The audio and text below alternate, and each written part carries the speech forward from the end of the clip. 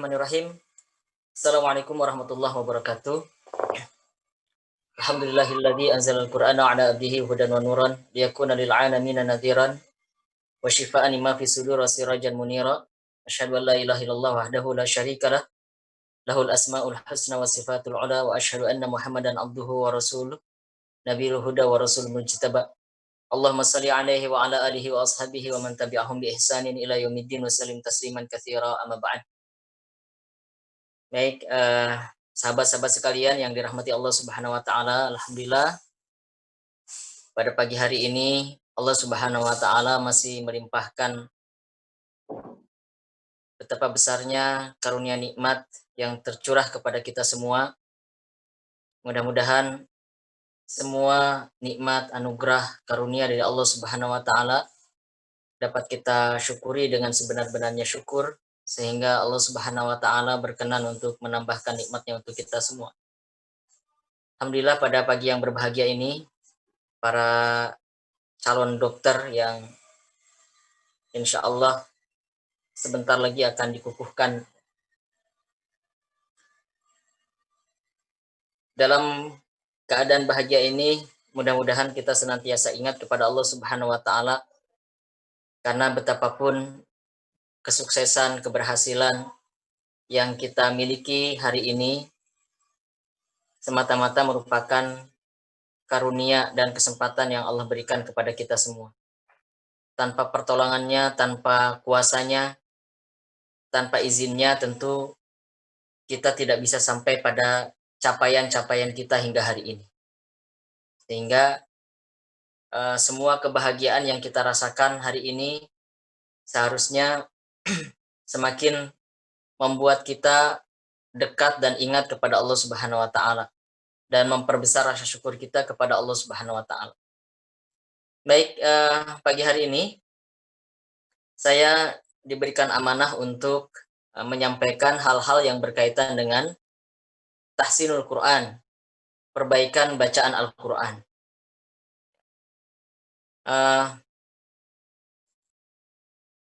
Apapun profesi kita, apapun amanah dan peran kita kelak, ya,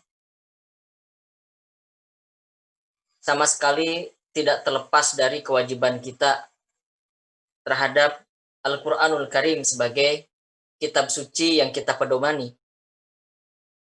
Ya. Kita sebagai dokter, kita sebagai ayah, kita sebagai ibu, kita sebagai bagian daripada masyarakat, ya, tidak menjadikan kita terbebas dari kewajiban kita terhadap Al-Quranul Karim. Oleh sebab itulah, kita semua harus membekali diri kita agar bisa berinteraksi, ya, berhubungan dengan Al-Quran secara baik. Karena semakin baik hubungan kita dengan Al-Quran, maka semakin baik nilai kita di sisi Allah Subhanahu wa taala. Rasulullah SAW yang menyampaikan hal itu. Dalam sabdanya beliau mengatakan, khairukum man ta'allamal Qur'an wa 'allamahu. Sebaik-baik manusia di antara kalian adalah man ta'allamal Qur'an. Orang yang mempelajari Al-Qur'an wa 'allamahu dan mengajarkannya. Jadi ukuran nilai kebaikan seseorang atau kualitas diri seseorang itu ditentukan dari bagaimana sikapnya terhadap Al-Quran. Begitu pula tolak ukur kualitas sebuah bangsa juga ditentukan dari sikapnya terhadap Al-Quran. Kualitas sebuah kaum ditentukan dari sikapnya terhadap Al-Quran. Rasulullah mengatakan di dalam sabdanya, innallaha yarfa'u bihadzal kitab aqwaman wa yadau bihi akharin. Sesungguhnya Allah mengangkat derajat suatu kaum karena Al-Quran dan merendahkan derajat kaum lainnya juga disebabkan karena Al-Quran. Jadi hadis ini mengatakan bahwa baik buruknya suatu kaum, tinggi atau rendahnya derajat suatu kaum, itu ditentukan dari bagaimana sikapnya terhadap Al-Quranul Karim. Kalau sikapnya baik terhadap Al-Quran, maka akan Allah tinggikan derajatnya. Tetapi jika sikapnya tidak baik terhadap Al-Quran, maka akan Allah rendahkan derajatnya di hadapan Allah, bahkan juga di hadapan manusia. Dan secara empiris ini sudah terbukti di dalam sejarah peradaban umat Islam. Ya. Dahulu di masa Rasulullah SAW dan para sahabat yang juga disebut sebagai khairul qurun. Rasulullah mengatakan khairun nas qarni tsummal ladzina yalunahu tsummal ladzina yalunahu. Sebaik-baik zaman adalah pada zamanku, kata Rasulullah. Kemudian zaman setelahnya dan zaman setelahnya. Nah, kenapa masa itu disebut sebagai masa yang paling baik? Manusia yang ada di dalamnya sebagai manusia-manusia terbaik.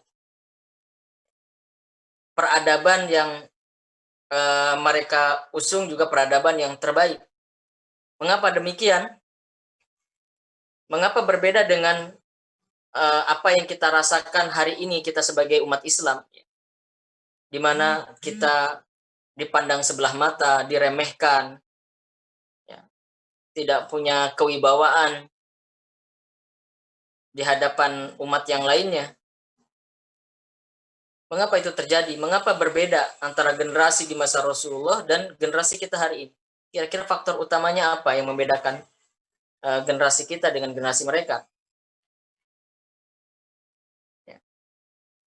Mungkin di antara kita ada yang berpikir, oh karena mereka bersama dengan Rasulullah SAW, ya tentu itu benar.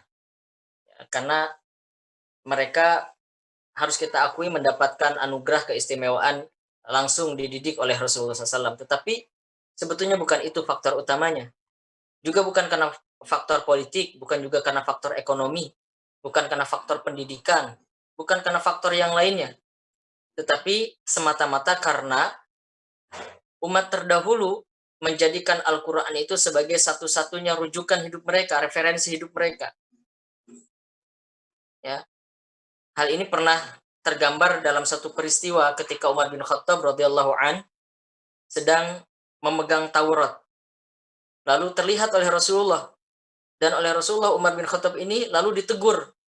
Kata Rasulullah, tidak cukupkah Al-Quran bagimu wahai Umar?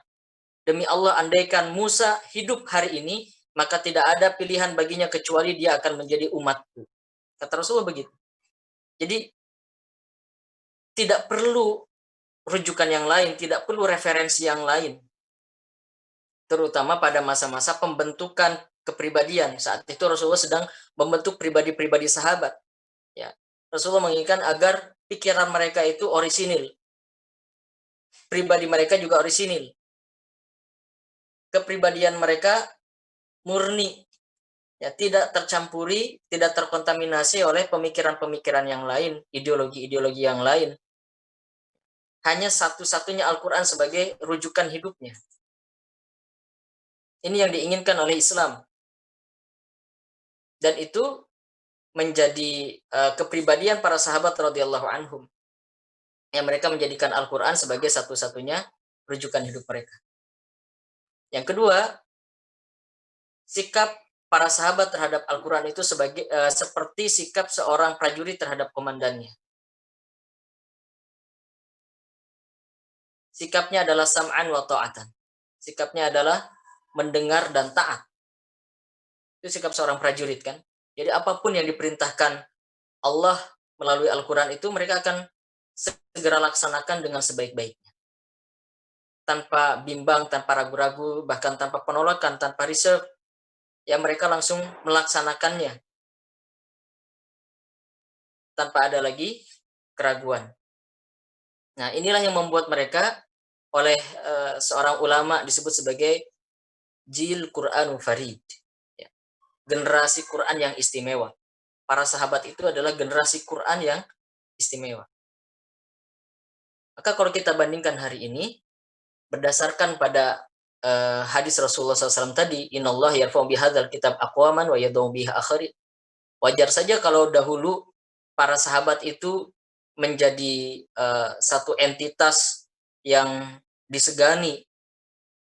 Bukan karena gedung-gedung yang mereka miliki, tidak ada saat itu mereka memiliki gedung-gedung megah, tidak ada. Bukan karena itu mereka disegani.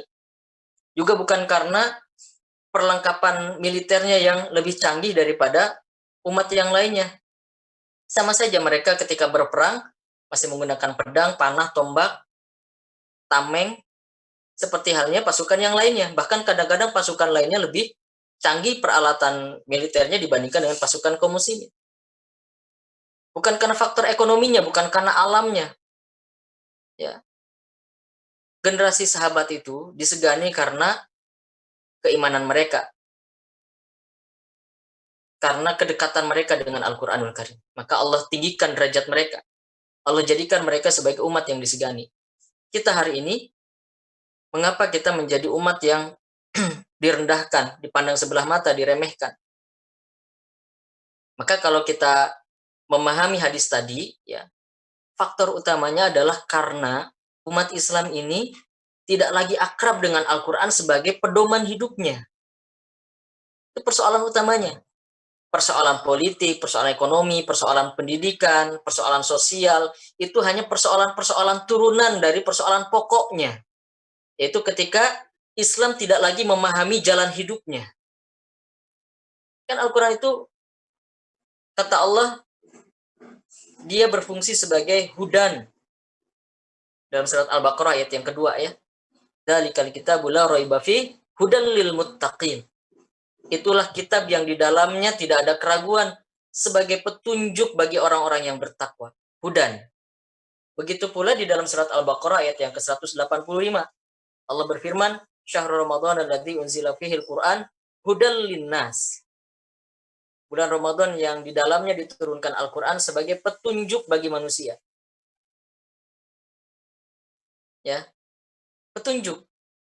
Dan kita tahu apa fungsi petunjuk. Petunjuk itu memberi arah. Petunjuk itu memberi arah. Dan tanpa petunjuk, seseorang akan tersesat. Dan kalau sudah tersesat, dia tidak akan sampai pada tujuannya. Ya. Dia tidak akan sampai pada tujuannya. Nah, inilah awal mula kesengsaraan kita sebagai sebuah umat itu adalah karena kita dijauhkan dari Al-Quran atau kita sendiri menjauhkan diri kita dari Al-Quran sehingga kita menjadi umat yang tidak tahu arah, kemudian kita tersesat, dan kemudian kita tidak sampai pada tujuan kita. Tidak sampai pada tujuan hidup kita di dunia, apalagi tujuan kita kelak di akhirat. Nauzubillah. Ini persoalan pokoknya. Kita menjadi tidak tahu apa yang harus kita lakukan. Ya. Kita tidak tahu apa peran kita sesungguhnya. Itu persoalan utamanya. Umat Islam ini tidak tahu jati dirinya. Ya. Kita ini kehilangan arah, umat yang kehilangan arah.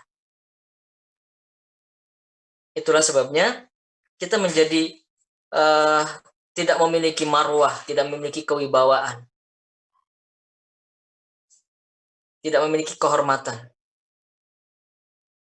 Sebab kita ini umat yang terombang-ambing, umat yang kebingungan. Wajar kalau kemudian pada akhirnya kita betul-betul menjadi sangat lemah.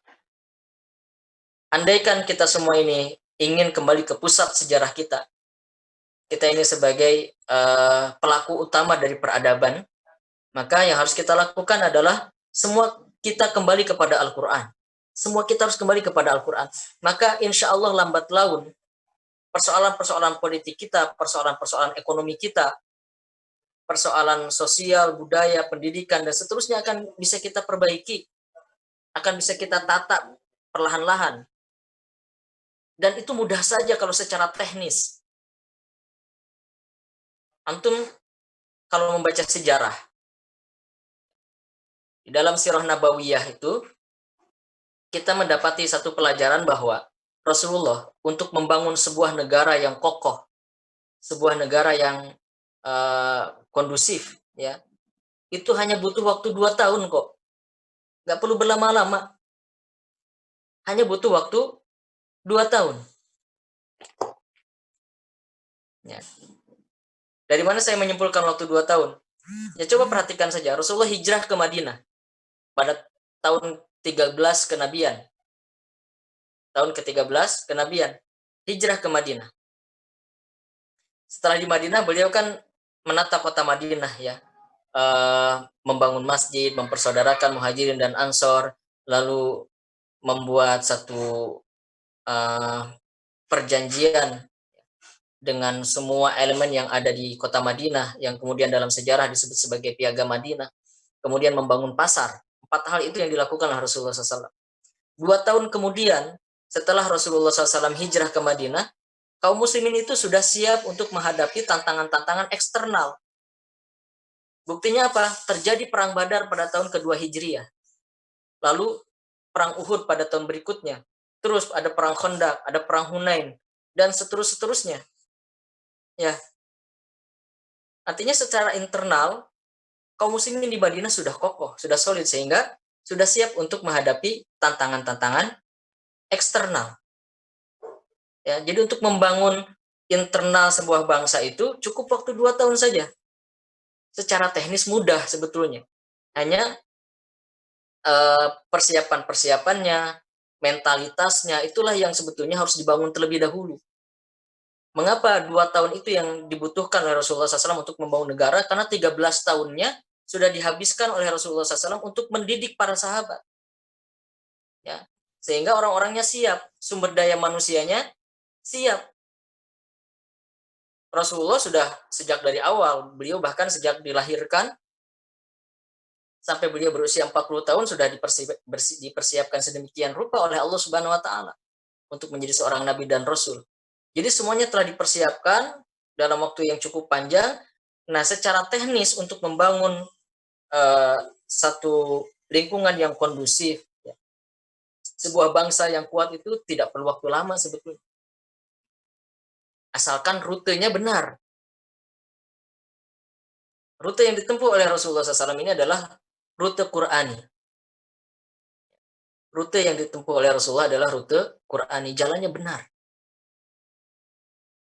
Maka kalau jalannya benar, insya Allah kita akan beruntung semuanya. Jangan sampai kita termasuk orang-orang yang difirmankan oleh Allah Subhanahu wa taala dalam surat Al-Furqan ayat yang ke-27 sampai ayat yang ke-29. Kata Allah, "Wa yauma ya'addu dzalimu 'ala yadayhi yaqul ya laitani ittakhadtu ma'ar rasuli sabila. Ya wailata laitani lam attakhidh fulanan khalila. Laqad adallani 'ani dzikri ba'da idz ja'ani wa kana asyaitanu lil insani khadzula." Ya, ini firman Allah Subhanahu wa taala. Kata Allah, pada hari di mana seorang zalim menggigit kedua tangannya. Wa yauma ya'addu dzalimu 'ala yadayhi. Pada hari di mana seorang zalim menggigit kedua tangannya, yaitu pada hari kiamat nanti. Pada hari pembalasan nanti. Ada seorang zalim yang menggigit kedua tangannya. Artinya, menurut para ulama, menggigit kedua tangan itu merupakan ekspresi penyesalan. Jadi di hari kiamat nanti, ada orang zalim yang betul-betul menyesal, diekspresikan dengan menggigit kedua tangannya. Betul-betul menyesal.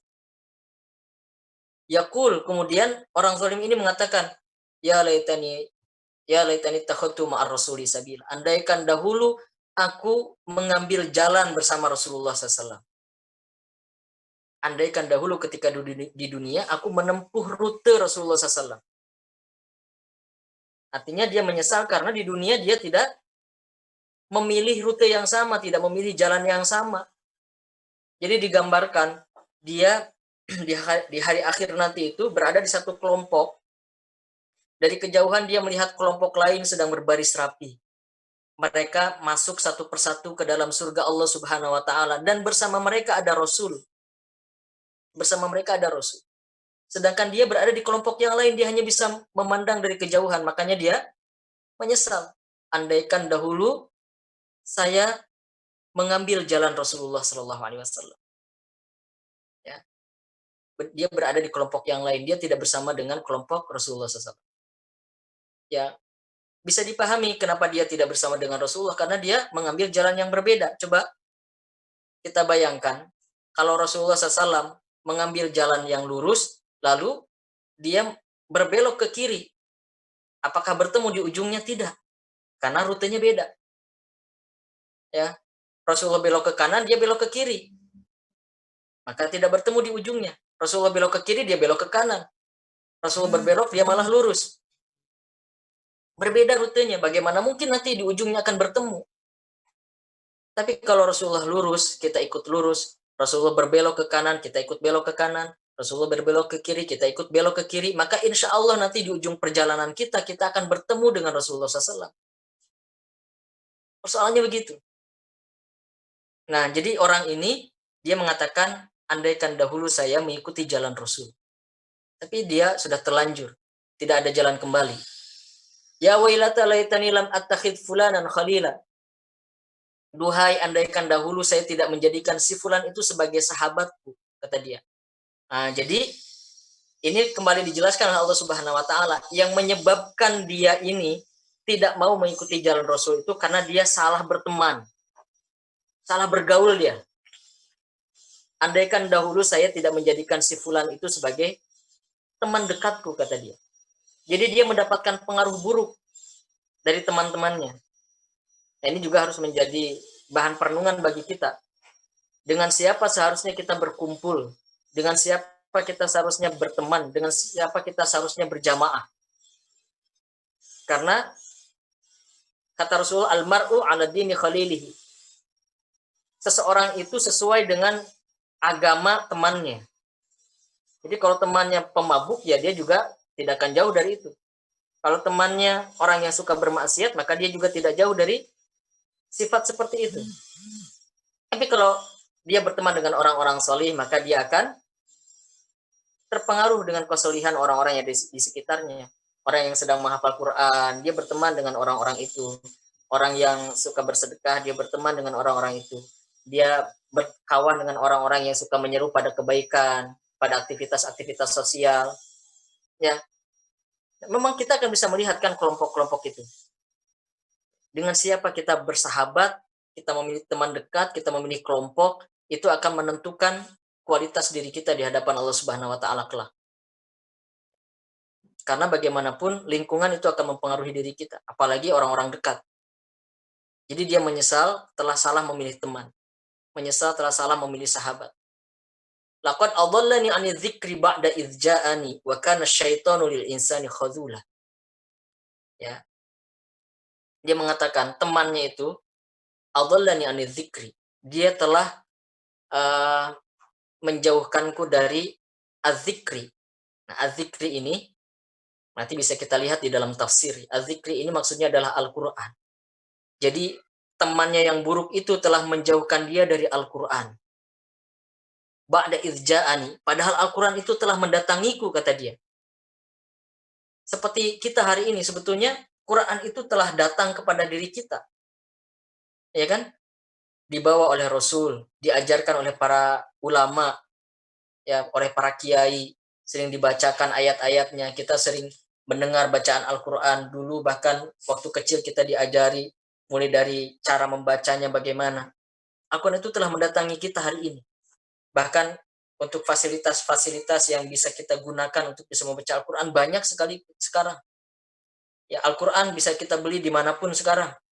Bahkan di dalam Android kita bisa install aplikasi Al-Quran.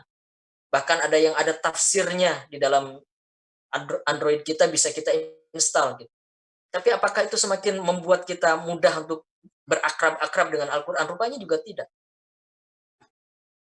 Kan itu, padahal Al-Quran itu telah datang, bertubi-tubi datang terus ke dalam diri kita. Allah mudahkan semuanya kita untuk bisa berinteraksi dengan Al-Quran. Laqad adallani 'ani dzikri ba'da idz ja'ani. Ya, dia telah menyesatkanku, menjauhkanku dari Al-Quran, padahal Al-Quran telah datang kepadaku, kata dia. Wa kana syaitan. Sesungguhnya syaitan itu khadzula. Khadzula itu artinya berpura-pura baik, tetapi sesungguhnya menyimpan maksud yang sangat jahat. Itu khadzul namanya.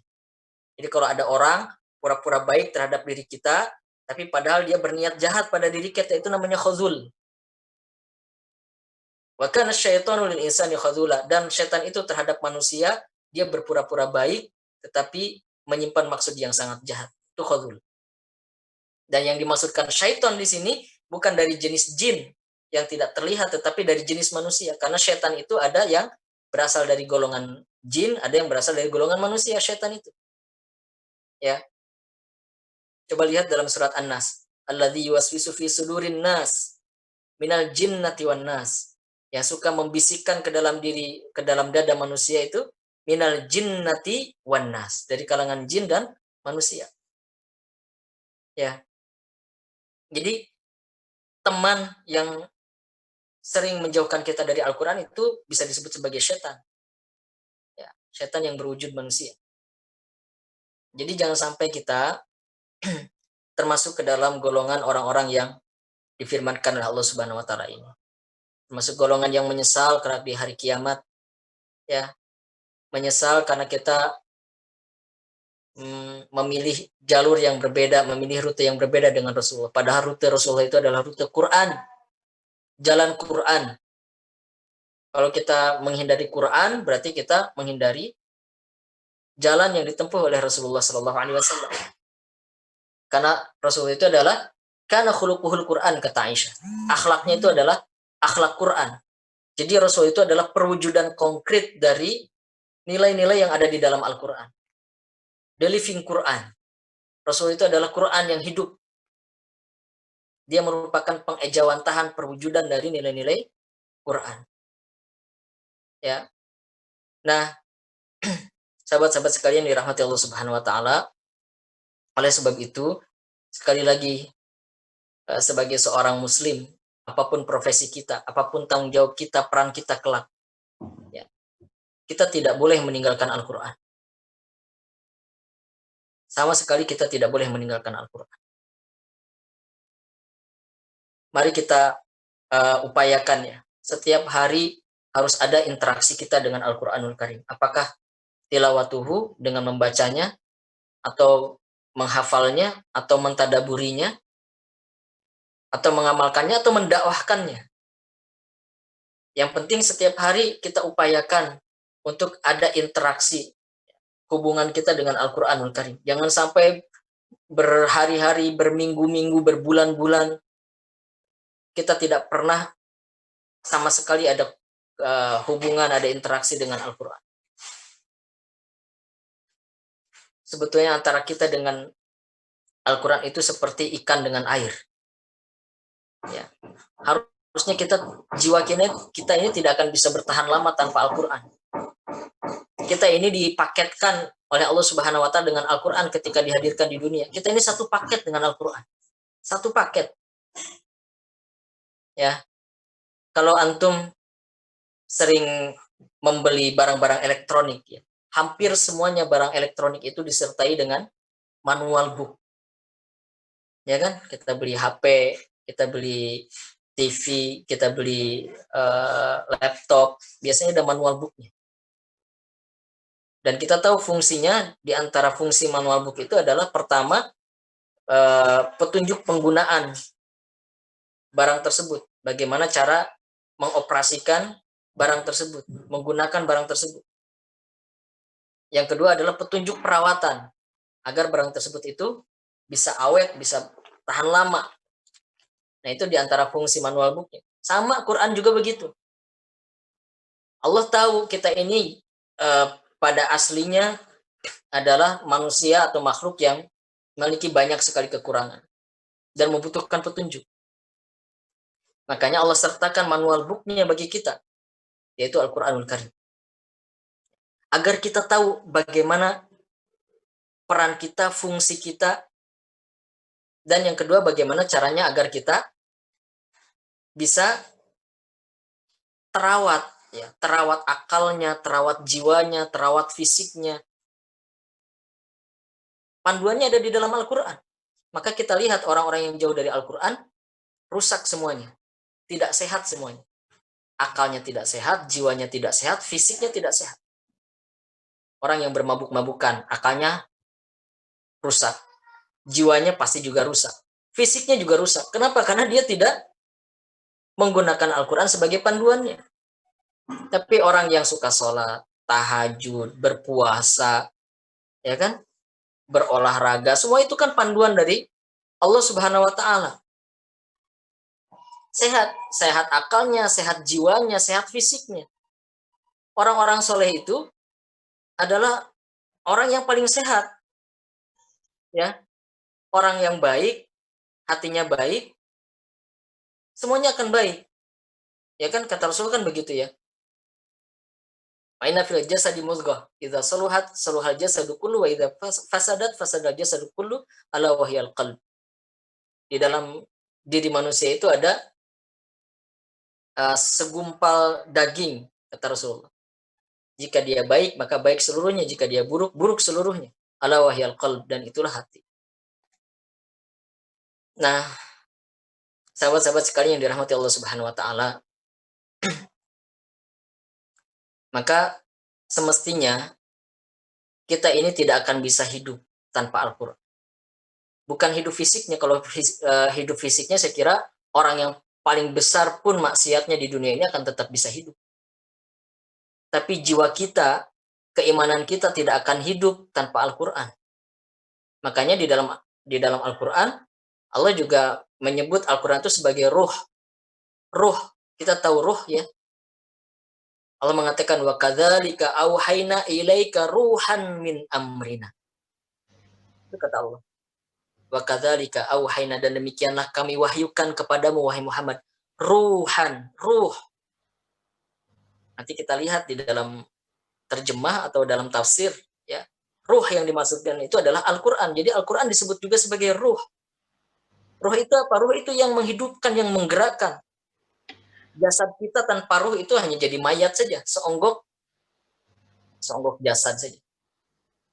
Ya, tanpa ruh. Kita ini masih disebut manusia karena ada ruhnya. Kalau sudah tidak ada ruhnya, tidak lagi manusia, tapi mayat. Ya kan? Sama sebetulnya pemahaman filosofisnya di dalam konteks hubungan kita dengan Al-Quran begitu. Ya, kita ini sebagai Muslim, ya, dan yang membuat keislaman kita hidup itu adalah karena adanya Quran sebagai ruh dia, ruhan min amrina, ruh. Dan demikianlah kami wahyukan kepadamu wahai Muhammad Al-Quran atas perintah kami. Kata Allah begitu. Ya, jadi sebutan Al-Quran itu diantaranya adalah ruh. Sehingga kita harus senantiasa mengisi keimanan kita, ya, jiwa kita, pikiran kita dengan Al-Quran itu. Karena dia ruhnya. Kalau tidak, ya semuanya akan mati. Tidak akan bertahan, tidak akan bisa survive. Keimanan kita, jiwa kita itu tidak akan bisa survive tanpa Al-Quran.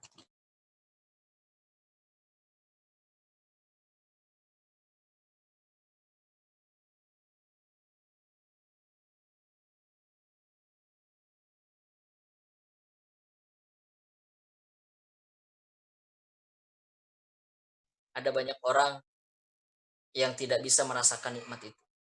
Saya kira antum semua sebagai mahasiswa di Fakultas Kedokteran UI harusnya betul-betul sangat bersyukur karena fakultas telah memfasilitasi banyak sekali kesempatan untuk bisa berinteraksi dengan Al-Quran. Kalau yang angkatan-angkatan dari angkatan berapa ya? 2013 atau 2000 berapa itu? Yang sudah ada store hafalan Qurannya. Itu kesempatan yang diberikan oleh fakultas untuk memperbanyak hubungan dengan Al-Quran. Intinya bukan pada persoalan setor berapa ayat, setor berapa halaman, setor berapa surat ya. Sebetulnya intinya seberapa banyak kalian itu berinteraksi dengan Al-Quran, karena menghafal itu pada intinya adalah kasratut tilawah. Menghafal itu pada intinya adalah memperbanyak membaca, memperbanyak tilawah. Ya, jadi unik ya. Menghafal Quran itu tidak seperti menghafalkan rumus. Bahkan tidak seperti menghafalkan istilah-istilah dalam dunia kedokteran. Berbeda. Tidak bisa menghafal Al-Quran itu dengan menutup mata, itu tidak bisa. Menghafal Al-Quran itu dengan membaca. Harus dibaca berulang kali. Ya, surat An-Naba dibaca sampai 30-50 kali. Baru mungkin bisa menghafal setelah itu. Uniknya begitu. Ya, jadi menghafal itu adalah salah satu upaya, salah satu cara agar kita sebanyak mungkin berinteraksi dengan Al-Quran dengan terus-menerus mengulang, membaca. Dan kata Rasulullah, Al-Quran itu hilang dari ingatan manusia lebih cepat daripada unta yang lepas ikatannya. Jadi kalau unta lepas ikatannya, dia akan segera kabur, berlari. Ya. Nah, hafalan itu kata Rasul lebih cepat hilangnya dari ingatan manusia daripada unta yang lepas dari ikatan. Ada hikmahnya. Jadi Al-Quran itu ingin senantiasa diikat. Diikatnya dengan cara murojaah, membaca, terus begitu. Masya Allah ya. Jadi harusnya kita bersyukur sudah banyak diberikan kesempatan untuk belajar Al-Quran. Di kampus yang lain, sangat jarang kita mendapatkan kesempatan yang sama seperti itu. Bahkan di kampus yang sama di UI juga tidak semua fakultas kan. Bahkan setahu saya hanya fakultas kedokteran yang melaksanakan program Hifdzul Quran. Ya, hanya fakultas kedokteran setahu saya. Bahkan fakultas keagamaannya saja juga tidak. Tapi fakultas kedokteran ada program setoran hafalan Qurannya. Insya Allah itu satu hasanat, ya, kebaikan yang sangat banyak. Mudah-mudahan terlimpah bagi para dosen, para pengambil kebijakan di fakultas. Karena sudah memberikan kesempatan yang banyak bagi para mahasiswa untuk berinteraksi secara lebih intensif dengan Al-Quran. Dan orang-orang yang menyibukkan dirinya dengan Al-Quran, maka dia akan dijamin kehidupannya di dunia maupun di akhirat kelak. Kata Allah bagaimana? Di dalam satu hadis qudsi. Ya. Kata Allah dalam satu hadis qudsi. Man syagalahul Quran wa dzikri an mas'alati. Man syagalahul Quran wa dzikri an mas'alati a'taituhu afdalu ma utiyasa ini. Barang siapa yang hidupnya disibukkan dengan Al-Quran dan berzikir kepadaku, kata Allah, sampai dia tidak sempat untuk meminta, maka aku akan memberinya lebih baik daripada yang aku berikan kepada orang-orang yang meminta. Coba kita pahami. Jika ada orang yang hidupnya disibukkan dengan Al-Quran dan berzikir kepada Allah, sampai dia tidak sempat untuk meminta. Tidak sempat meminta, ya Allah, berikan saya rumah yang luas, berikan anak yang solihah, berikan pasangan yang hidup yang solih atau yang solihah, ya, berikan saya mobil yang mewah, berikan saya harta yang banyak. Tidak sempat dia meminta itu semua. Saking sibuknya dengan Al-Quran. Apa kata Allah? A'taituhu afdalu ma utiyasa ilin. Aku akan memberinya lebih baik daripada yang aku berikan kepada orang-orang yang meminta. Jadi intinya Allah yang akan menjamin semua kebutuhannya. Tidak perlu khawatir. Ya, kita melihat banyak sekali orang-orang yang disibukkan dengan Al-Quran. Khususnya mereka orang-orang yang sedang menghafalkan Al-Quran. Coba lihat aktivitas mereka sehari-hari. Di pesantren-pesantren, coba lihat bagaimana kesibukan mereka dengan Al-Quran.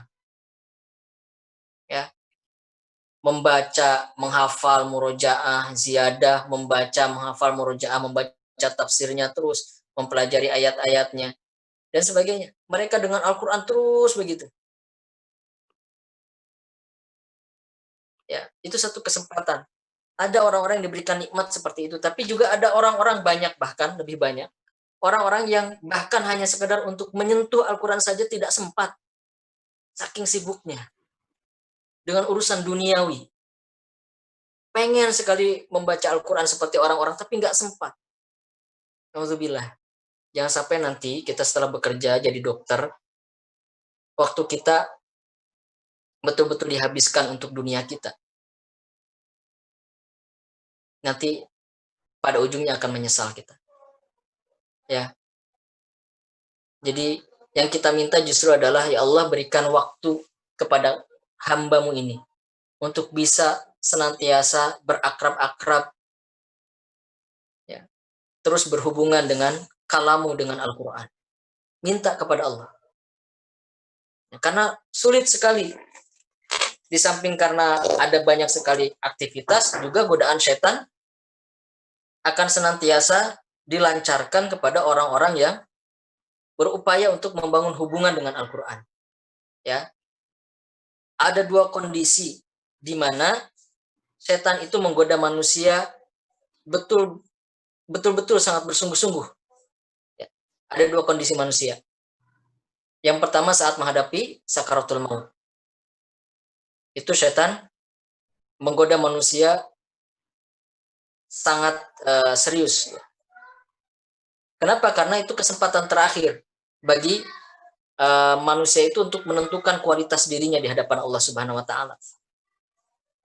Jadi kualitas total nilai seseorang itu ada pada akhir hayatnya. Maka kita mengenal istilah husnul khotimah, ada su'ul khotimah. Ya kan? Dalam hadis dikatakan begini oleh Rasulullah. Wa inna ahadakum la ya'malu bi amali ahlil jannah hatta ma yakunu bainahu wa bainaha illa dhira'un fayasbiqu 'alaihi alkitab fayamalu bi amali ahlin nar fayadkhuluha. Kata Rasulullah kan begitu. Ada seseorang di antara kalian yang melakukan amalan-amalan ahli surga sampai antara dia dengan surga tinggal sejengkal lagi, kata Rasulullah. Tinggal sejengkal lagi, sudah sangat dekat dengan surga. Fayasbiqu 'alaihi alkitab, lalu datanglah ketentuan Allah. Fayamalu bi amali ahlin nar, maka kemudian melakukan amalan ahli neraka di akhir hidupnya. Fayadkhuluha, maka masuklah dia ke dalam neraka. Jadi sudah tinggal sejengkal lagi dari surga, tapi ditutup dengan amalan ahli neraka, dia masuk ke dalam neraka. Itu namanya su'ul khatimah. Ya, adapun sebaliknya, wa inna ahdakum la ya'malu bi amali ahlin nar hatta ma yakunu bainahu wa bainaha illa dhira'un fayasbiqu 'alaihi alkitab fayamalu bi amali ahlil jannah fayadkhuluha. Ada juga yang suka bermabuk-mabuk, ya, sampai antara dia dengan neraka itu tinggal sejengkal lagi. Datanglah ketentuan Allah, maka kemudian di akhir hidupnya dia melakukan amalan ahli surga, masuklah dia ke dalam surga.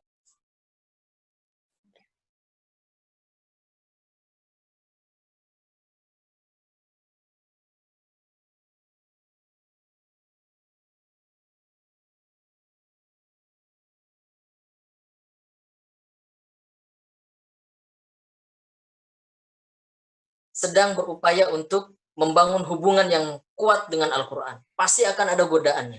Pasti. Dan setan betul-betul bersungguh-sungguh menggoda manusia saat itu. Makanya Allah memerintahkan secara langsung di dalam Al-Quran. Ya. Wa idza quri'al Qur'an fa idza quri'al Qur'ana fasta'id billahi minasyaitonir rajim. Jika kalian hendak membaca Al-Quran, maka mintalah perlindungan kepada Allah dari godaan setan. Ya kan? Itu perintahnya memang. Firman Allah di dalam Al-Quran. Dan itu satu-satunya perintah yang spesifik untuk meminta perlindungan kepada Allah. Satu-satunya perintah spesifik yaitu ketika hendak membaca Al-Quran. Padahal ibadah kita kan banyak. Sholat juga ibadah. Tapi kenapa tidak ada perintah untuk minta perlindungan kepada Allah saat akan memulai sholat? Ya kan? Puasa juga ibadah. Kenapa Allah juga tidak memerintahkan untuk minta perlindungan kepada Allah? Hanya satu-satunya di dalam Al-Quran itu perintah untuk meminta perlindungan kepada Allah dari godaan setan itu saat hendak membaca Al-Quran. Makanya ketika kita membaca Al-Quran, mau membaca Al-Quran kan kita biasa mengawalinya dengan isti'adzah. A'udzubillahi minasyaitonirrajim. Dengan isti'adzah. Aku berlindung kepada Allah dari godaan setan yang terkutuk. Ya, karena memang perintahnya begitu di dalam Al-Quran. Diminta untuk isti'adzah. Ya, minta perlindungan kepada Allah. Kenapa? Karena setan tahu betul celah untuk menggoda kita. Setan itu sudah berjanji melalui nenek moyangnya iblis itu ya. Sudah berjanji di hadapan Allah. Fabima aghwaytani la uzayyinana lahum fil ardi wa la ughwiyannahum ajma'in. Kata iblis kan begitu. Wahai Tuhanku, karena Engkau telah memutuskanku aku menjadi makhlukmu yang terlaknat, maka akan aku sesatkan semua manusia. Ya. Akan aku sesatkan semua manusia. Itu ikrarnya iblis ya. Ikrarnya setan untuk menyesatkan manusia. Dan untuk menyesatkan manusia bagi setan itu sebetulnya hanya perlu satu langkah. Ya. Menyambung dengan pembahasan yang saya sampaikan tadi sebelumnya. Hanya satu langkah saja untuk menyesatkan manusia itu. Jauhkan dari petunjuknya. Selesai? Selesai. Jadi tidak perlu digoda dengan yang lainnya. Jauhkan saja dari Al-Quran. Sudah selesai. Tamat riwayat orang itu.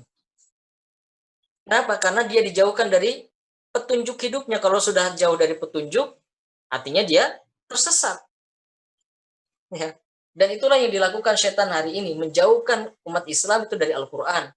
Sehingga umat Islam itu Ya, tidak lagi mendapatkan petunjuk yang benar, tidak mendapatkan arahan seharusnya bagaimana umat Islam itu berperan, bagaimana dia harus berlaku di dunia ini. Apa yang harus dia lakukan? Tidak tahu umat Islam itu. Nah, itu persoalannya. Jadi tentu saja ketika kita ingin berikhtiar, berjuang untuk membangun hubungan yang sangat kuat dengan Al-Quran, pasti akan ada godaan. Pasti. Nanti yang real ya, mau mulai menghafalkan Quran, itu kita disibukkan dengan pekerjaan, atau disibukkan dengan tanggung jawab dalam keluarga. Kalau seorang istri nanti, wah banyak sekali pekerjaan di rumah, misalnya. Kalau suami banyak sekali pekerjaan untuk mencari nafkah dan sebagainya, nggak sempat. Selalu ada saja godaan. Ya. Kalau mau membaca Al-Quran baru a'udzubillahi minasyaitonirrajim. Bismillahirrahmanirrahim. Ingat semuanya. Tugas belum dikerjakan, ya kan? Ya janji dengan teman itu jadi ingat, oh ada janji ya nggak jadi baca Quran. Nah itu godaan setan. Oh ingat tugas belum dikerjakan, kerjakan dulu, baca Qurannya nanti ditinggalkan. A'udzubillahi minasyaitonirrajim. Bismillahirrahmanirrahim. Pundaknya ditepuk. Kamu udah makan belum? Kata teman sekosannya. Kamu sudah makan belum? Belum. Yuk kita makan. Makan dia. Qurannya ditinggalkan. Ya, jadi selalu ada godaannya gitu. Nah, disinilah kita perlu menguatkan tekad kita. Ya, agar terus bisa berinteraksi dengan Al-Quran. Tidak perlu khawatir. Selama kita terus meniatkan untuk berhubungan yang intensif dengan Al-Quran, maka insya Allah ada banyak pahala yang bisa kita dapatkan. Entah kita membacanya sudah dengan cara yang benar, maupun dengan cara yang masih terbata-bata, dengan bacaan yang masih terbata-bata. Rasulullah mengatakan, Al-mahir bil Quran ma'as safaratil kiramil bararah, walladhi yatata'ta'u fihi wa huwa syakun falahu ajran. Ya, kata Rasulullah, barang siapa yang mahir membaca Al-Quran, maka dia bersama malaikat yang mulia. Maka dia bersama malaikat yang mulia. Para ulama menjelaskan maksudnya dari bersama malaikat mulia itu adalah bersama para malaikat yang mulia itu maksudnya derajatnya disejajarkan seperti para malaikat. Tapi pendapat yang kedua mengatakan hidupnya akan dibersamai oleh malaikat. Jadi dimanapun akan ditolong oleh para malaikat itu. Ditugaskan malaikat itu oleh Allah untuk menolong semua urusannya. Tapi bagi yang belum lancar, waladhi yatata'ta'u fihi wa huwa syak, ya, barang siapa yang masih terbata-bata membacanya tetapi dia selalu rindu untuk membaca Al-Qur'an, menghafalkan Quran, wa huwa syakun, falahu ajran, maka dia mendapatkan 2 pahala. Ya, jadi tetap ada pahalanya, ada bagiannya bagi siapapun yang mau terus berinteraksi dengan Al-Qur'an. Nah, baik, sahabat-sahabat sekalian, ini sebagai nasihat ya bagi para calon dokter yang kelak akan menunaikan tugas mulia ya sebagai dokter, memberikan peran untuk menyehatkan masyarakat dan sebagainya, mengobati yang sakit, itu peran yang sangat mulia. Ya, maka tidak boleh kita hanya mengandalkan pada kekuatan diri kita, sungguh kita ini lemah. Sebagai manusia kita ini lemah. Ya. Nah, saya ingin bercerita ada satu pengalaman begini. Bahwa setiap kita harus menguasai ilmu hal, kalau dalam bahasa Az-Zarnuji dalam kitab Ta'limul Muta'allim. Ilmu hal itu adalah ilmu yang menyempurnakan kewajiban seseorang. Ilmu yang menyempurnakan terlaksananya kewajiban seseorang seperti sholat. Ya, sholat, maka ilmu tentang sholat, fikih tentang sholat itu namanya ilmu hal. Jadi harus dipelajari agar sholatnya sempurna. Sebentar. Agak pegel nih. Baik. Jadi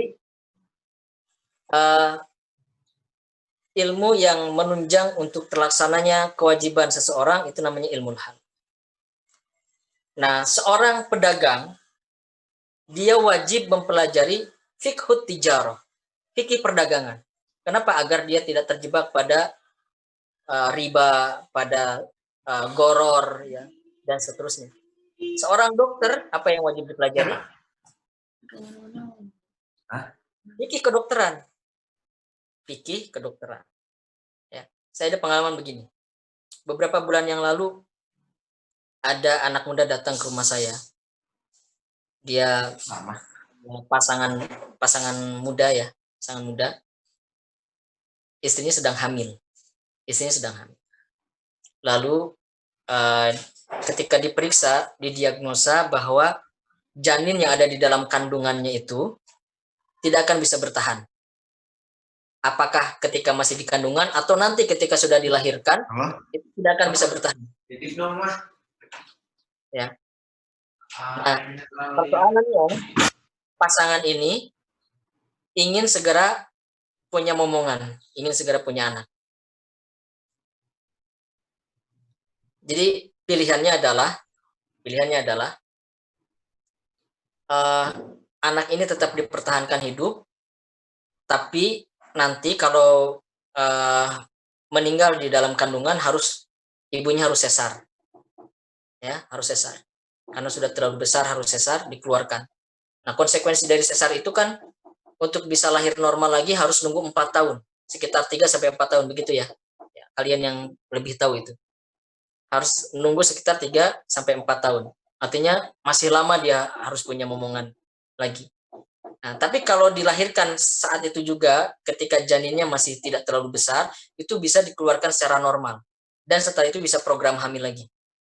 Tapi penyakit ini apakah berbahaya bagi ibunya? Tidak berbahaya. Jadi dampaknya hanya ke janin saja. Nah, jadi pertanyaan yang disampaikan kepada saya, Ustadz, kata dia, boleh nggak mengeluarkan janinnya sekarang, sebelum nanti harus disesar kalau mau dikeluarkan, boleh atau tidak? Padahal posisinya si janin itu masih hidup. Boleh atau tidak? Dan dia mengatakan, saya sudah konsul ke sekitar 10 dokter. Dan 10 dokter itu mengatakan, kalau mau punya anak lagi, dalam waktu cepat ya harus dilahirkan sekarang. Konsekuensinya nanti janinnya mati ya. Tapi harus dilahirkan sekarang, kalau mau cepat punya momongan lagi. Karena janin ini, ya kasusnya memang jarang katanya, kasusnya jarang. Janin ini memang tidak bisa bertahan hidup. Dengan semua kasus yang sama, tidak ada yang bisa bertahan hidup. Dia searching dan memang begitu ya. Dengan kasus yang sama memang tidak ada yang bisa bertahan hidup. Terus pikiran awam saya pada waktu itu mengatakan, oh dokter semuanya mengatakan begitu. Ada 10 dokter, ya 10 dokter mengatakan begitu. Kalau kata saya, oh kalau begitu ya nggak apa-apa. Karena memang dokter itu ya ahli dalam bidangnya. Dia sudah dididik, sudah belajar selama sekian tahun barangkali dalam bidang itu. Maka ya ikuti saja, kata saya. Oke. Tapi ketika dia mau pamit, saya tuh kok hati saya tidak tenang. Saya bilang, gini aja mas, jenengan pulang dulu, nanti saya coba cari dulu ya di dalam kitab-kitab fikih kira-kira ada nggak penjelasannya tentang ini. Nanti saya langsung hubungi antum, saya bilang. Dia pulang. Setelah dia pulang, saya langsung ambil salah satu kitab ya. Kalau tidak salah yang ditulis oleh Ustadz Yusuf Kordowi. Saya buka, ada penjelasan tentang itu, dan rupanya di dalam kitab itu dikatakan tidak boleh dikeluarkan janinnya. Tidak boleh, hukumnya tidak boleh, haram. Ya, kecuali ada dampak membahayakan bagi ibunya. Nah, kalau ada dampak membahayakan bagi ibunya, segera dikeluarkan, segera dilahirkan. Tapi kalau tidak, hanya sekedar keinginan untuk memiliki keturunan dalam waktu yang cepat, hanya karena itu alasannya, tidak boleh. Perkara dia janinnya itu mau meninggal kapan di dalam kandungan atau nanti setelah dilahirkan, itu bukan urusan medis ya. Itu bukan urusan medis. Ya, tapi syariat mengatakan tidak boleh. Nah, saya jadi berpikir, ya berarti dokter-dokter yang ditanya itu, yang membolehkan untuk dikeluarkan itu, berarti mereka ini tidak membaca fikihnya. Kalau dalam kajian syariat berarti dia telah membunuh seseorang, melakukan aborsi. Ya, meskipun ya secara medis ya boleh karena dia janinnya tidak bisa bertahan hidup itu. Tapi dalam ilmu syariat yaitu berarti dia melakukan pembunuhan terhadap nyawa yang sudah ada, sudah ditiupkan ruhnya. Nah, jadi semua kita perlu membekalilah diri kita ini dengan pemahaman agama yang baik, dengan kemampuan ber-Al-Quran, berinteraksi dengan Al-Quran yang baik. Baik, yang berikutnya barangkali saya tidak banyak menyampaikan tentang teknis tahsinul Quran ya, teknis tahsinul Qurannya. Saya hanya ingin berpesan banyak tentang hal itu sebetulnya. Seharusnya bagaimana sikap kita sebagai seorang muslim terhadap Al-Quran. Ya, karena sebagian besar yang saya lihat, sebagian besar kasus-kasus yang ada dari mahasiswa-mahasiswa yang setoran ke saya di kampus ya, maupun yang sudah melaksanakan ujian kemarin, persoalannya adalah karena kurang banyak membaca. Kalau ketika ditanya, ini hukumnya apa? Terus cara bacanya bagaimana? Tahu dia. Tapi ketika membaca terbata-bata. Ya kesimpulannya adalah kurang banyak membaca. Contohnya saya gini. Coba Mas baca surat Al-A'raf. Dia baca surat Al-A'raf, terbata-bata dia. Oke. Sekarang baca surat An-Naba. Surat An-Naba. Ya kebetulan kan setorannya surat An-Naba dari surat An-Naba sampai An-Nas ya. Jadi sering membaca An-Naba, sering membaca An-Naba. Dia baca An-Naba lancar, dia baca An-Naba. Al-A'raf tidak lancar. Kenapa? Karena yang satu sering dibaca, yang satu jarang dibaca. Maka saya katakan, nah kan, betul. Persoalan kamu bukan karena kamu tidak tahu ilmu tajwid, tapi karena kamu jarang membaca Al-Quran. Kalau surat Al-A'raf itu sama banyaknya dengan membaca surat An-Naba, mungkin juga akan lancar selancar membaca surat An-Naba. Tapi surat Al-A'raf ini kan jarang dibaca sama dia. Nah, persoalannya itu. Jadi silahkan perbanyak membaca, itu kuncinya. Pertama, perbanyak membaca. Yang kedua, perbanyak mendengar. Perbanyak mendengar bacaan murotal. Ya. Kan fasilitas banyak sekali di download di Android kita, di HP kita bisa. Ya, sambil nyetir mobil di setel tipnya murotal juga bisa. Bahkan kalau bisa menjamin keselamatan, keamanan ya saat berkendaraan ya, sambil di motor pakai earphone ya yang di setel murotal. Perjalanan dari kampus ke kos atau dari kos kemana dan sebagainya, bisa, kapanpun bisa kita mendengar. Perbanyak mendengar murotal.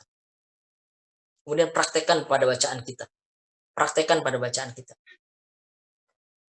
Ya. Memang ada beberapa teori yang harus dipelajari, tentu saja. Tidak bisa otodidak dalam belajar tahsin, tidak bisa otodidak. Ada beberapa teori yang harus dipelajari. Nah, pertama yang ingin saya sampaikan adalah tentang fawatihus suwar. Pertama yang ingin saya sampaikan adalah fawatihus suwar. Di dalam Al-Quran ada beberapa surat yang diawali dengan ayat-ayat fawatihus suwar, ayat-ayat pembuka surat, ya, yang maknanya hanya Allah yang tahu. Misalnya alif lam mim, itu fawatihus suwar.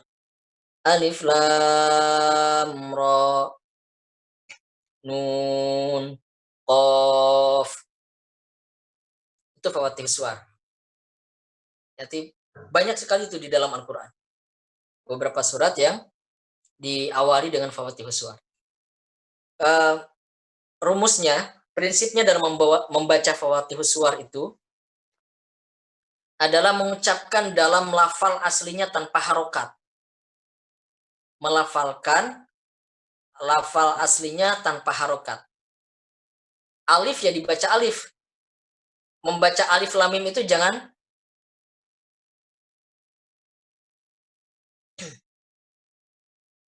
Membaca alif lam mim itu jangan pakai harokat. Jangan sampai membacanya alif lam mim gitu. Mohon maaf, ini kita jadi agak terbatas karena tidak ada tampilan visualnya ya. Dan agak sulit untuk berinteraksi kalau tidak bertemu langsung.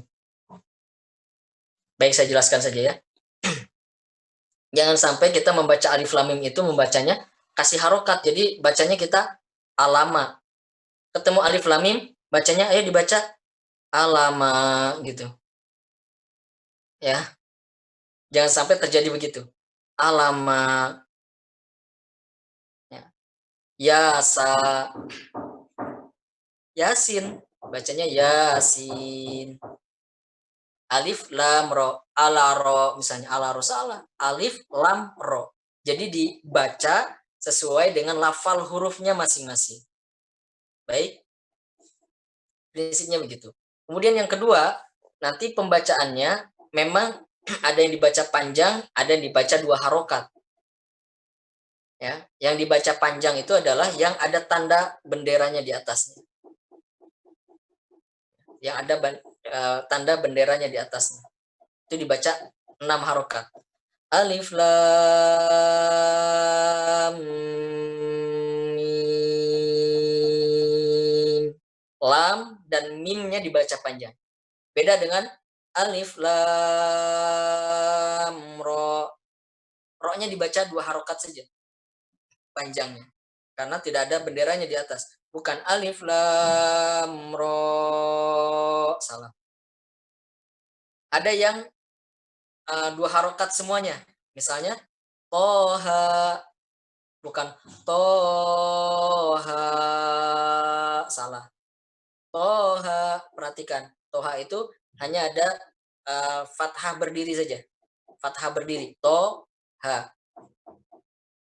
Bacanya jangan toh gitu, jangan. Toha, to sama ha. Ya. Tolong diperhatikan karena pasti akan kalian temui nanti kalau ada ujian dan sebagainya, kalian akan temui soal-soal yang semacam ini. Fawatihus suwar. Yang paling panjang fawatihus suwar itu adalah kaf ha ya ain sad. Ya, jadi rangkaian hurufnya kaf, ha, ya, ain, sad. Dirangkai begitu, ada yang panjang, ada yang hanya 2 harokat saja. Kaf, ada benderanya tuh kaf. Ha ya ain sad. Baik. Jadi ada 2 prinsipnya ya ketika membaca fawatihus suwar itu. Yang pertama, dia dibaca sesuai dengan pelafalan huruf aslinya. Nah, kita kan sudah menghafal huruf-huruf hijaiyah ya. Alif, ba, ta, sa, jim, ha, kho, dal, zal, ra, zai, sin, shin, sod, dod, to, zo, ain, ghain gitu. Fa, qaf, kaf, lam, mim, nun, waw. Ha, lam alif, ya. Ya. Nah, itu saya kira sudah hafal kita semua ya. Huruf-huruf hijaiyah. Yang paling pendek ya hanya cuma 1 huruf. Nun, qaf, sad. Itu ada di dalam fawatihus suwar. Nun wal qalami wa ma yasturun. Surat Al-Qalam. Nah, itu fawatihus suwar. Baik, fawatihus suwar. Perhatikan baik-baik fawatihus suwar. Yang berikutnya, yang kedua, makhraj. Makhraj harus banyak latihan. Nah, ini mohon maaf, sayanya sulit kita untuk berinteraksi ya. Kalau kita bisa bertemu langsung kan kita langsung bisa cek satu-satu pelafalan makhrijul huruf. Makhrijul huruf itu tempat keluarnya huruf. A, ba, ta, sa, ja, ha, kha, da, za, ra, za, sa, sha, so, do, to, zo, a, go, fa, o, ka, la, ma, na, wa, ha, a, ya. Itu makhraj. Harus tepat pelafalannya. Tidak boleh terbalik-balik antara ba sama na, antara ya sama ta, yang titik di bawah, titik di atas, ya. Antara ha, kha, ja, antara sa dengan sya, dengan ta, itu harus sesuai. Itu yang kedua, makhraj. Yang ketiga, mad panjang pendek. Panjang pendek ini memang harus banyak latihan sebetulnya. Harus banyak latihannya.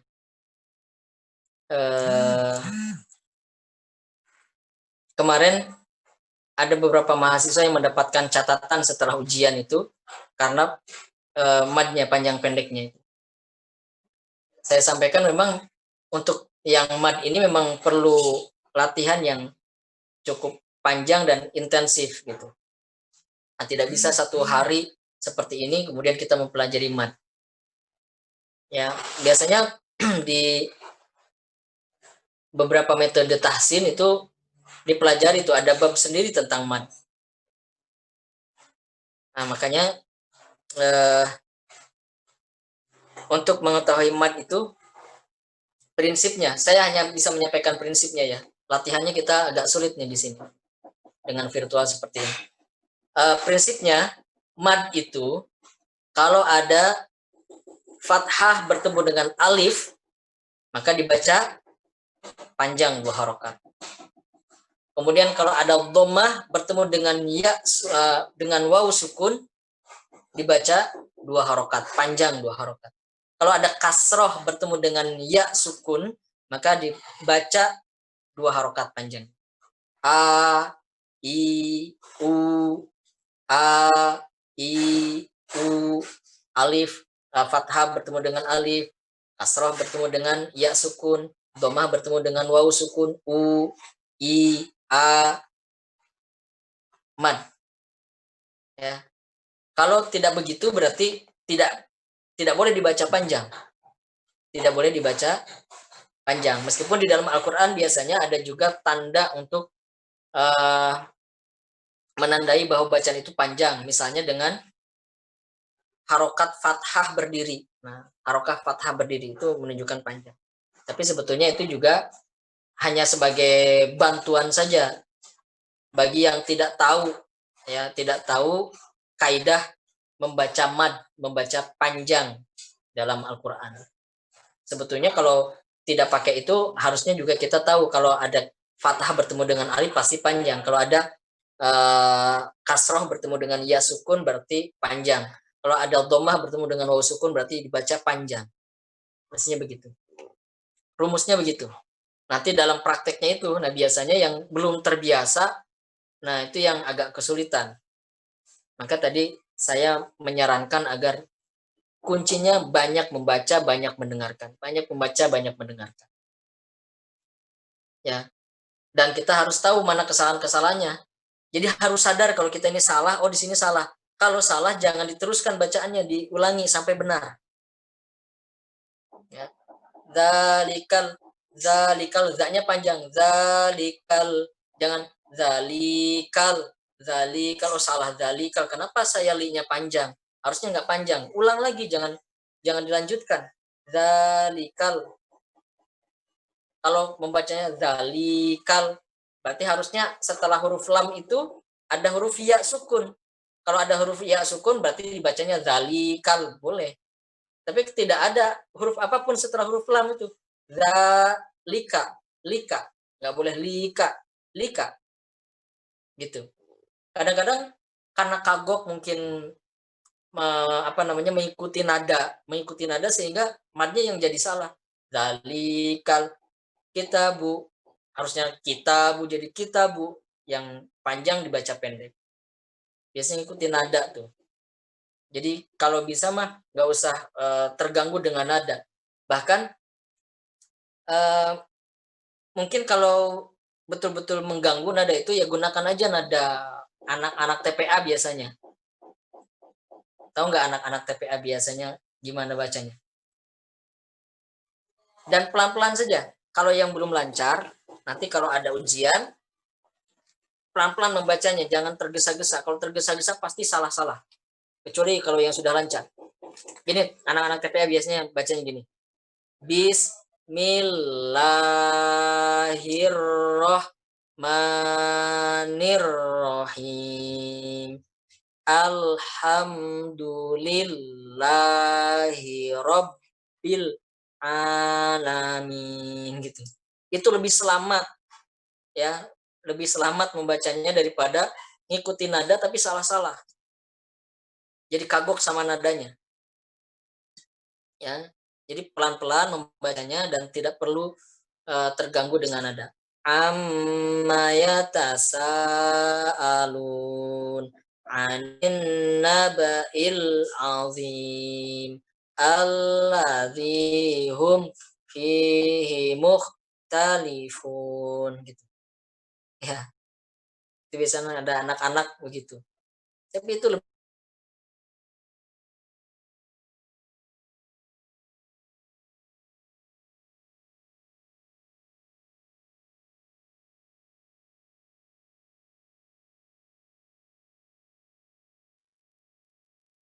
begitu ya. Jadi prinsipnya pelan-pelan saja, tidak perlu terganggu dengan nada.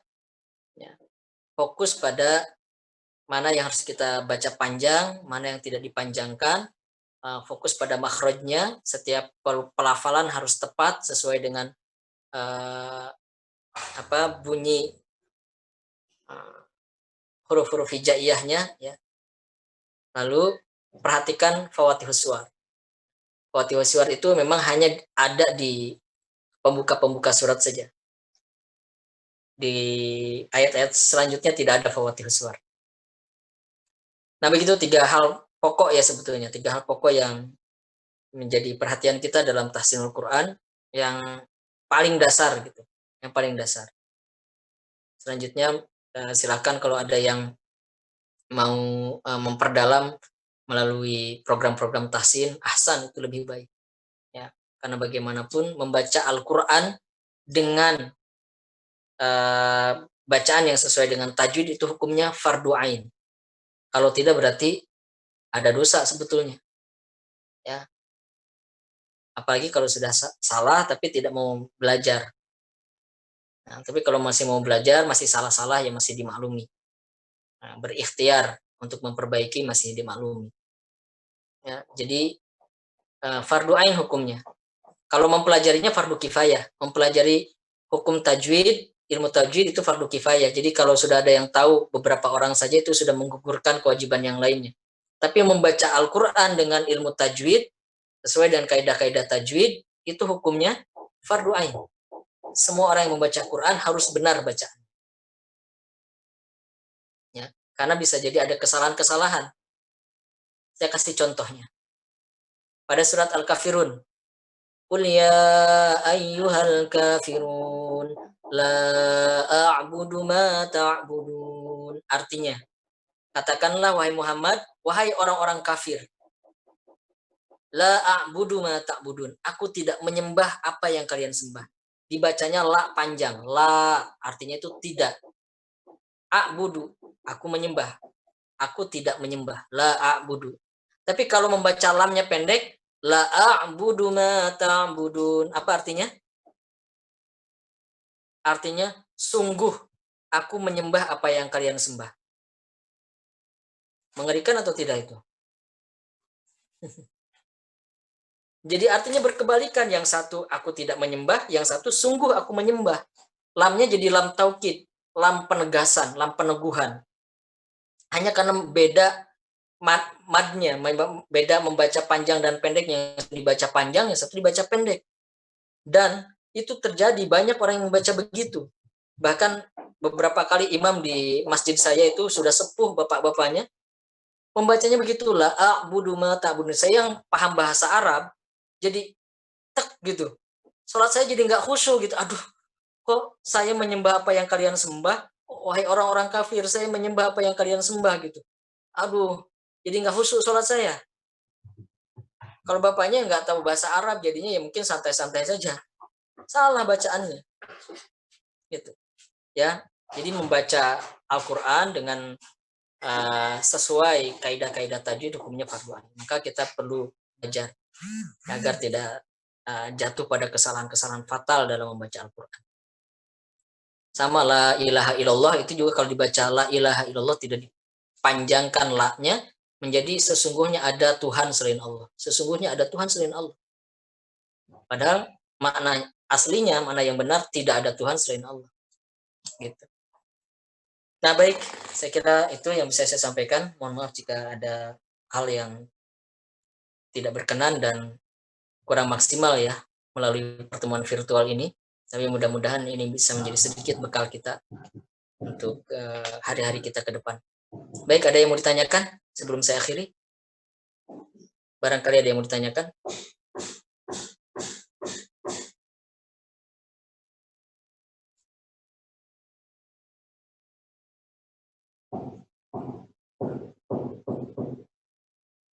Tidak ada?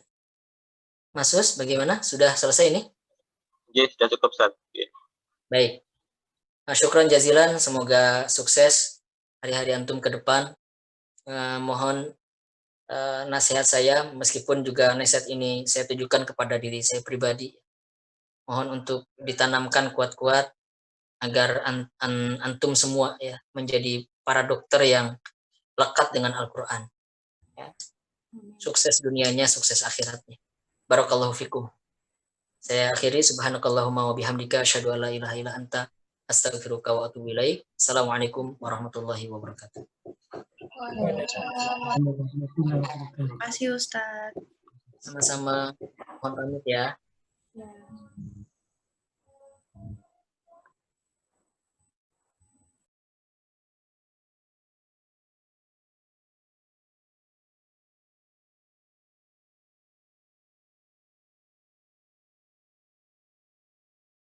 Nun sewu Pak Sus, ini sudah boleh live atau gimana?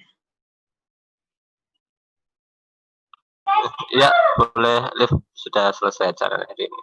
Terima kasih. Terima kasih Pak Sus. Ya.